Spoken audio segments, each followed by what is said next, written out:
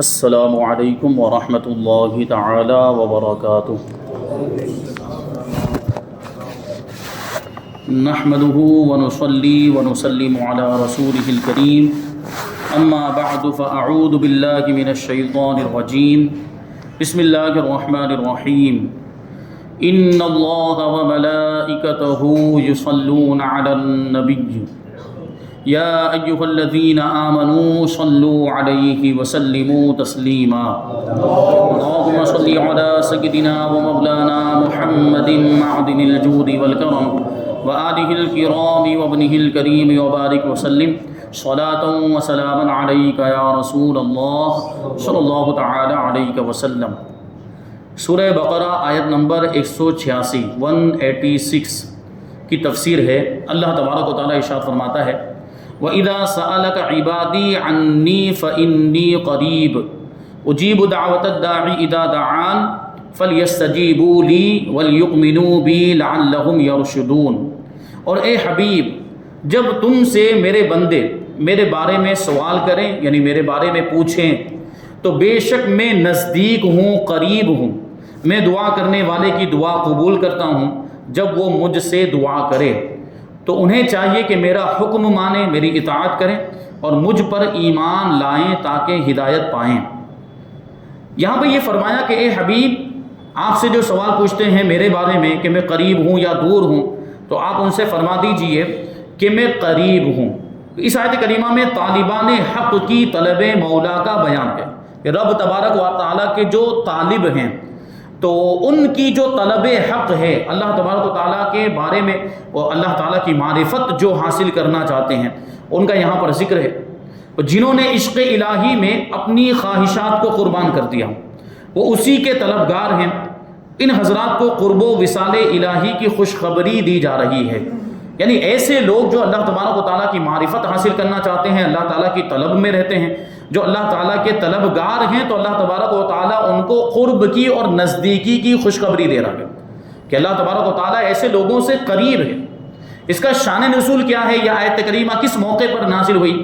فرماتے ہیں کہ صحابہ کرام رضی اللہ تعالی عنہم کی ایک جماعت نے جذبہ عشق الہی میں حضور سید عالم صلی اللہ علیہ وسلم سے دریافت کیا کہ ہمارا رب کہاں ہے، یعنی ہمارا رب قریب ہے یا دور ہے۔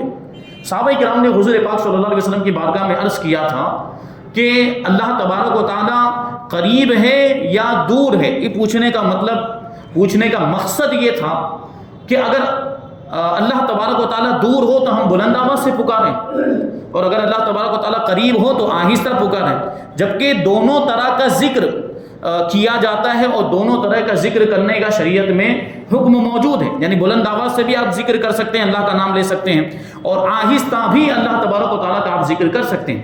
تو صحابہ کرام رضوان اللہ تعالیٰ علیہم اجمعین نے حضور پاک صلی اللہ علیہ وسلم کی بارگاہ میں یہ سوال پوچھا، تو اس پر بتایا گیا کہ اللہ تبارک و تعالیٰ مکان سے پاک ہے، یعنی جگہ سے پاک ہے۔ یعنی قریب اور دور تو کون ہوگا؟ جو جسم رکھتا ہوگا، جس کا کوئی جسم یا جسم سے تعلق رکھنے والی چیزوں پر وہ مشتمل ہو، جیسے ہم اور آپ کسی سے دور ہوتے ہیں تو کسی سے قریب ہوتے ہیں۔ ابھی آپ یہاں پر بیٹھے ہیں تو آپ یہاں مجھ سے قریب ہیں اور اپنے گھر والوں سے دور ہیں۔ تو یہ دور اور نزدیک کا معاملہ کس کے لیے ہوتا ہے؟ جو جسم رکھتا ہے، جس کا کوئی جسم ہو اور جسمانیت سے تعلق رکھنے والی چیزیں جو مخلوقات کا جسم ہوتا ہے۔ اللہ تبارک و تعالیٰ جسم سے پاک ہے اور جسم کے لوازم سے بھی پاک ہے۔ جو چیزیں جسم کے لیے لازم ہوتی ہے کہ ہمارا جسم ایک جگہ کو گھیرتا ہے، جیسے ابھی آپ یہاں پر تشریف فرمائے یہاں بیٹھے ہیں تو آپ نے فرش کی بھی ایک مخصوص جگہ کو، ایک رقبے کو، لمبائی چوڑائی کو گھیرا ہے، اور فضا کی بھی، اسپیس کی بھی ایک جگہ کو گھیرا ہے، وہ بھی جگہ ہی ہے۔ اسپیس جو ہوا میں خالی جو جگہ ہے اس کو بھی آپ نے گھیرا ہے۔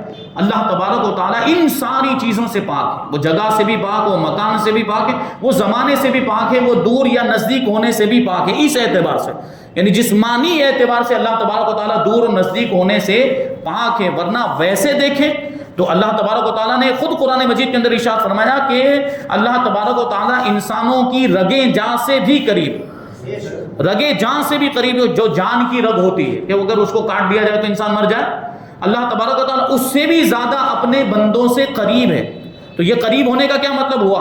اللہ تبارک و تعالیٰ اپنی رحمت کے اعتبار سے اور اللہ تبارک و تعالیٰ سارے لوگوں کو دیکھ رہا ہے، بصیر ہونے کے اعتبار سے، علیم ہونے کے اعتبار سے، خبیر ہونے کے اعتبار سے بندوں کے بالکل قریب ہے، یعنی بندوں کے سارے حالات کو جانتا ہے۔ اب چاہے بندہ مجمع کے اندر ہو یا بندہ تنہائی کے اندر ہو، اللہ تبارک و تعالیٰ ہر وقت بندے کو دیکھ رہا۔ تو ہم یہ نہ سوچیں کہ ہم تنہائی میں جا کے گناہ کریں گے، تو حالانکہ یہ تصور ایک ایمان والے کا ہوتا بھی نہیں ہے کہ ہم تنہائی میں گناہ کریں گے کہ اللہ کو نظر نہیں آئے گا، ایسا نہیں۔ تنہائی میں بھی اگر گناہ کریں تو اللہ تبارک و تعالیٰ وہاں پر بھی ہم کو دیکھتا ہے۔ بہرحال تو یہاں پر جواب دیا گیا کہ اللہ تبارک و تعالیٰ مکان سے پاک ہے، جگہ سے پاک ہے، کیونکہ جو چیز کسی سے مکان کے اعتبار سے قرب رکھتی ہو وہ اس کے دور والے سے ضرور دوری پر ہوتی ہے۔ جیسے آپ میرے قریب ہیں تو آپ دور والی چیزوں سے دور ہو گئے۔ میں نے ابھی مثال دی کہ آپ یہاں قریب بیٹھے ہوئے تو اپنے گھر والوں سے دور ہو گئے، یا دوسری جو باہر چیزیں موجود ہیں ان سے آپ دور ہیں۔ تو یہ قرب اور بعد، یہ قریبی اور یہ نزدیکی اور دوری، یہ مکان کا تقاضا کرتی ہے، جگہ کا تقاضا کرتی ہے، اور اللہ تبارک و تعالیٰ سب بندوں سے قریب ہے۔ یعنی ایسا نہیں ہے کہ اللہ تبارک و تعالیٰ ہم سے قریب ہے تو کسی سے دور نہیں، بلکہ وہ سب سے ہی قریب ہے۔ دوری اور نزدیکی کا فرق اللہ تعالیٰ کے لیے ہے ہی نہیں۔ قرب الہی کی منازل تک رسائی بندے کو اپنی غفلت دور کرنے سے میسر آتی ہے۔ یعنی اللہ تعالیٰ کا اگر کوئی قرب چاہتا ہے، اگر کوئی اللہ تبارک و تعالیٰ کا نزدیکی اور مقرب بندہ بننا چاہتا ہے تو اسے چاہیے کہ وہ اپنی غفلت کو دور کرے، بے خبری، جو اللہ سے غافل ہو گیا، عبادتوں سے جو دور ہیں، جو نمازیں نہیں پڑھنے، جو ذکر و اذکار نہیں کرتے، تو یہ غفلت کو دور کریں اور بیدار ہو جائیں، اللہ کی عبادت کرنے لگ جائیں اور اللہ کا ذکر کریں، تو پھر ہمیں اللہ تبارک و تعالیٰ کا قرب حاصل ہو سکتا ہے۔ تو اللہ کے ولیوں کے واقعات ہم سنتے ہیں کہ اللہ کے ولیوں کو بڑے بڑے مرتبے ملے، تو کیسے ملے؟ وہ رات رات بھر عبادت کیا کرتے تھے، وہ سال کے اکثر دنوں میں بلکہ ممنوع ایام کے علاوہ روزے رکھا کرتے تھے، ہمیشہ ہر وقت اللہ کا ذکر کرتے تھے اور اللہ کی یاد میں مشغول رہتے تھے، تو پھر اللہ تبارک و تعالیٰ ان کو مرتبے بھی ایسے عطا فرماتا۔ تو اگر ہم اللہ کا قرب چاہتے ہیں تو ہمیں اپنی غفلت کو دور کرنا ہوگا۔ فارسی کا ایک شعر ہے، دوست نزدیک تر از من بمنست وی عجیب تر کے من از وے دورم۔ ترجمہ یہ ہے کہ میرا دوست تو مجھ سے، میرے سے بھی زیادہ قریب ہے، یعنی میں خود اپنے بارے میں اتنا نہیں جانتا جتنا ہمارا دوست یعنی خدا ہمارے بارے میں جانتا ہے، لیکن تعجب کی بات یہ ہے کہ ہم ہی اس سے دور گئے، ہم خود ہی غافل ہو گئے، ہم خود ہی دور ہو گئے۔ وہ تو ہمارے قریب ہے، وہ تو ہماری ہر حالت کی خبر اس کے پاس ہے، وہ ہر حالت کو جانتا ہے، علیم و خبیر ہے، بصیر ہے، بس ہم ہی غافل ہو چکے ہیں اپنے رب سے۔ آگے اللہ تعالیٰ فرماتا ہے کہ اجیب دعوت الداعی اذا دعانی، کہ جب دعا کرنے والا مجھ سے دعا کرتا ہے تو میں اس کی دعا کو قبول کرتا ہوں۔ دعا کا معنی ہے اپنی حاجت پیش کرنا، اپنی ضرورت کو اللہ کی بارگاہ میں پیش کرنا، اور اجابت یعنی قبولیت کا معنی یہ ہے کہ پروردگار اپنے بندے کی دعا پر لبیک عبدی فرماتا ہے، یعنی اے میرے بندے میں موجود ہوں، مانگ کیا مانگتا ہے کہ تجھے عطا کیا جائے۔ اللہ تبارک و تعالیٰ نے خود قرآن مجید کے اندر دوسرے مقام پر ارشاد فرمایا ادعونی استجب لکم، اے میرے بندو مجھ سے دعا کرو کہ میں تمہاری دعا کو قبول کروں گا۔ اب یہ بات میں پہلے بھی عرض کر چکا کہ کبھی کبھی تو ایسا ہوتا ہے کہ ہم نے دعا کی اور جو چیز مانگی وہ ہمیں مل جاتی ہے، فوراً مل جاتی ہے، یا تھوڑے سے وقفے کے بعد ہمیں مل جاتی ہے۔ ہوتا ہے کہ نہیں ہوتا؟ اس کا مطلب یہ ہوتا ہے کہ ہماری وہ دعا قبول ہو گئی۔ لیکن کبھی کبھی ایسا ہوتا ہے کہ جو چیز ہم نے مانگی، جس چیز کے بارے میں ہم نے دعا کی، وہ چیز ہمیں فوراً نہیں ملتی، ڈیلے ہو جاتی ہے، تاخیر ہو جاتی۔ تو اس تاخیر کے اندر بھی بہت ساری حکمتیں ہوتی، اور کبھی کبھی ایسا ہوتا ہے کہ وہ چیز ہمیں ملتی ہی نہیں، وہ ہمیں دنیا میں ملتی ہی نہیں۔ تو پھر پروردگار نے یہ کیوں فرمایا کہ مجھ سے دعا کرو میں تمہاری دعا کو قبول کروں گا؟ یا اس آیت کریمہ میں یہ کیوں فرمایا کہ جب کوئی دعا کرنے والا مجھ سے دعا کرتا ہے تو میں اس کی دعا کو قبول کرتا ہوں؟ تو کیا یہ فرمان غلط ہے؟ ہرگز نہیں، رب کا فرمان غلط ہو ہی نہیں سکتا۔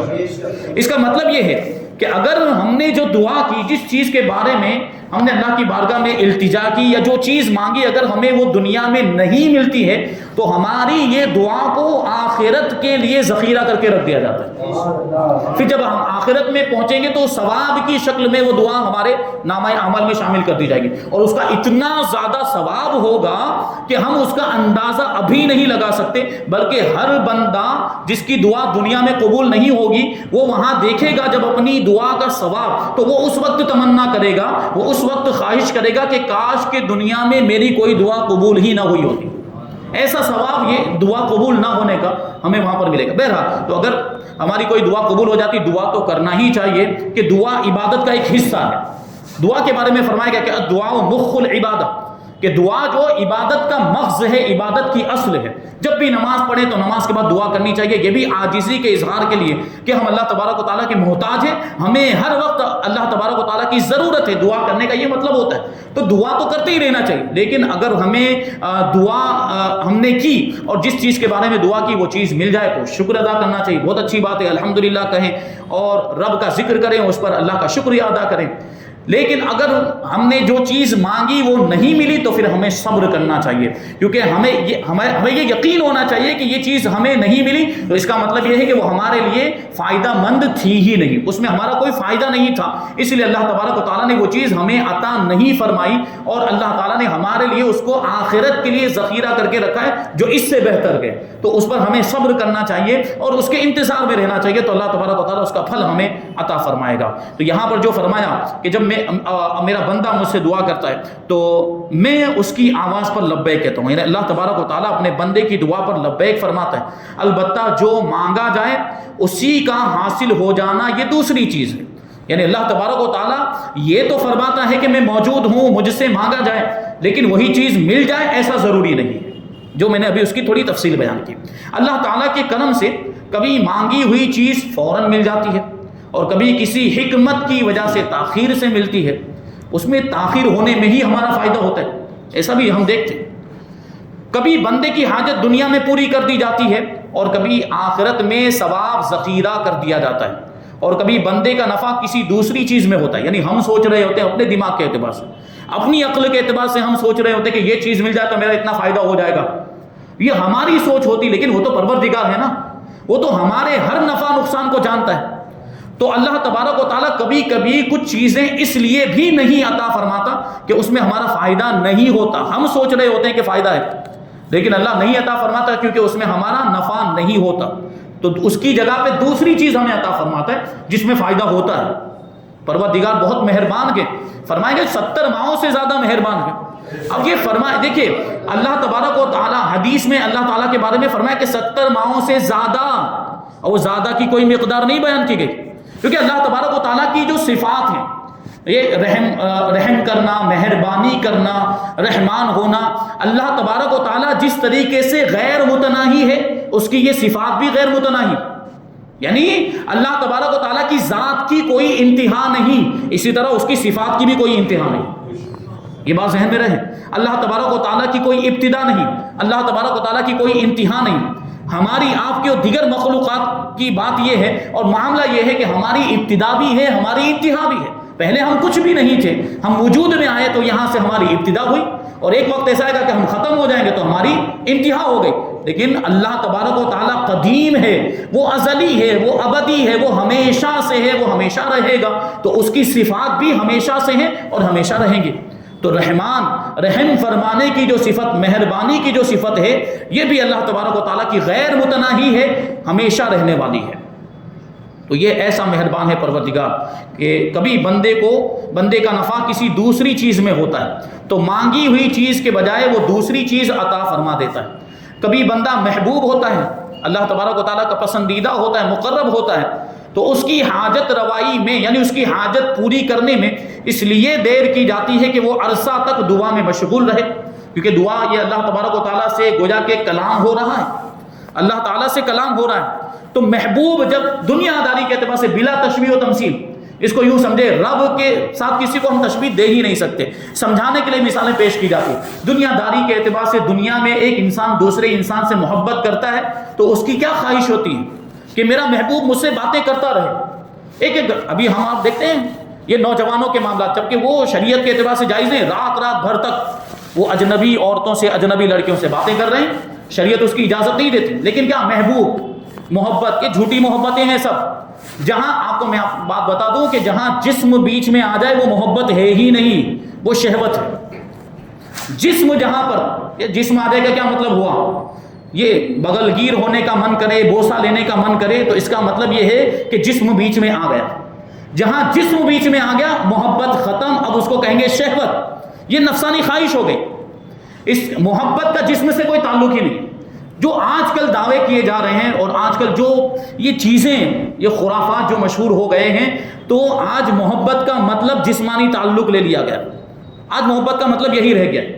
بہرحال اس طرح کی بھی محبت جو محبت مجازی، اگر وہ ایک فطری چیز ہوتی ہے وہ ہو جائے، لیکن شریعت کے تقاضوں کو آدمی پورا کر رہا ہے، شریعت کے دائرے سے باہر نہیں نکلتا ہے، تو اس کی بھی ایک اجازت ہے، اس کا بھی ایک دائرہ ہوتا ہے.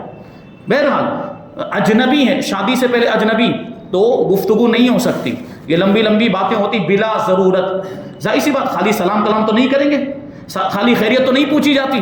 لمبی لمبی گفتگو ہو رہی تو کیا کیا باتیں ہوتی ہوں گی. ظاہر سی بات، بے حیائی کی باتیں ہو رہی ہیں، بدتمیزی کی باتیں ہو رہی ہیں، بے شرمی کی باتیں ہو رہی ہوتی. پوری پوری رات کیا باتیں کریں گے آپ مجھے بتائیے. تو کیا اس کی اجازت نکلتی؟ ہرگز نہیں نکلتی ہے. میں یہ بات اکثر موقع پر اور مختلف جگہوں پر میں یہ بول چکا ہوں کہ آج ہم دیکھتے ہیں کہ شادی ہوئی اور کچھ دن گزرتے ہیں کہ پھر لڑائی جھگڑے شروع ہو جاتے، اختلافات شروع. جبکہ اللہ کے رسول نے کیا ارشاد فرمایا کہ دو محبت کرنے والوں کے لیے نکاح سے بہتر کوئی رشتہ ہے ہی نہیں. یعنی نکاح محبت پیدا کرنے والا رشتہ ہے. حضور نے تو یہ ارشاد فرمایا کہ نکاح سے محبت پیدا ہوتی ہے، جبکہ ہم دیکھ رہے ہیں کہ نکاح کے بعد محبت ختم ہو جا رہی ہے. نکاح کے بعد ابھی جھگڑے ہو رہے ہیں، نکاح کے بعد اختلافات ہو رہے ہیں. تو اس کی وجہ کیا؟ اس کی وجہ بنیادی یہی ہے کہ محبت کا بھی تو ایک کوٹا ہے. وہ ساری محبت شادی سے پہلے ہی ختم کر دی، اور شادی کے بعد کرنے کے لیے کچھ بچا ہی نہیں. صرف ایک جسمانی تعلق بچ جاتا ہے، وہ بھی اب تو پہلے ہو جاتا ہے معاذ اللہ. تو اب کچھ نہیں بچا، محبت کا کوٹا ختم ہو چکا ہے. تو اب لڑائی جھگڑے نہیں ہوں گے تو کیا ہوگا؟ دوسری چیز، شریعت پر عمل نہ کرنا اور شریعت کی خلاف ورزی کرنے سے بھی برکتیں ختم ہو جاتی. تو یہ سب ناجائز چیزیں ہیں. یہ رات رات بھر تک گفتگو، یہ ہمیں اپنے معاشرے سے ختم. اور اب تو معاذ اللہ ایسے ایسے کیس بھی ہمارے سامنے آ رہے ہیں کہ ماں باپ نے ان کو ساتھ میں گھومنے کی بھی اجازت دے دی. شادی سے پہلے ابھی صرف رشتہ طے ہوا آپس میں، وہ گھوم رہے، باتیں تو کر ہی رہے، ساتھ میں گھومتے پھرتے بھی ہیں، اور کبھی کبھی حد سے تجاوز بھی کر جاتے ہیں. کتنے کیس ایسے آئے. ہمارے ایک ساتھی ہیں، انہوں نے بیان کیا جو نکاح پڑھاتے ہیں، کہ میرے پاس ابھی تک کئی کیس ایسے آ چکے ہیں کہ جہاں لڑکی شادی سے پہلے حاملہ ہو چکی. کتنی بری بات ہے یہ ہمارا معاشرہ خراب ہو رہا ہے اس سے. پرانے زمانے کو یاد کریں کہ بزرگ جو پابندیاں لگاتے تھے، ایک دوسرے کو دیکھ بھی نہیں سکتے، ایک دوسرے سے بات بھی نہیں کر سکتے، تو وہ کیوں تھا اس پر غور کریں. اللہ تعالیٰ نے قرآن مجید میں کیا ارشاد فرمایا؟ لا تقربوا الزنا، زنا کے قریب بھی مت جاؤ. اگر اللہ چاہتا تو یہ بھی فرما دیتا کہ زنا مت کرو، بات واضح ہو جاتی کہ نہیں. لیکن کیا فرمایا؟ یوں نہیں فرمایا کہ زنا مت کرو، بلکہ کیا فرمایا؟ زنا کے قریب بھی مت جاؤ. یعنی جو چیزیں زنا پر ابھارنے والی ہیں، جو چیزیں زنا کی طرف لے جانے والی ہیں، ان سے بھی بچو. زنا کے اسباب سے بھی بچو. اب یہ آپس میں گفتگو ہوگی، رات رات بھر تک باتیں ہوں گی، ملاقاتیں ہوں گی، تو کیا ہوگا پھر؟ یہی سب چیزیں سبب بنتی ہیں زنا کا.